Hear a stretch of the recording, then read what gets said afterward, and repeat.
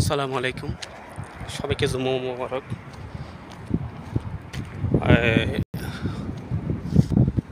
আজকে আজকে শুক্রবার, সৌদি আরবে রোববার এখানে সৌদি আরবে ঈদ কুরবান।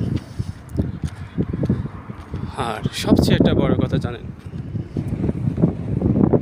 ভাই, আসে রোজা আসতেছে, রোজা আসছে, সব কিছু চলে গেছে। ঈদ আসতেছে, ঈদে চলে গেছে, কুরবান আসে, কুরবান চলে গেছে। কয়টা দিন, সোমবার আমাদের বাংলাদেশে ঈদ হবে। এটা হচ্ছে সময় ভাই, সময় সময় মানুষে অনেক কিছু ফলা দিতে পারে। ঈদের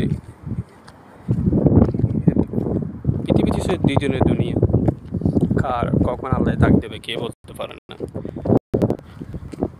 কে বলতে পারবে না আমি মরে যাব না, এরকম কেউ বলতে পারবে না। একদিনে তো সবাই থেকে মরতে হবে। আশা সবাই থেকে আশা থাকে, মুসলিমদের সবাই আশা।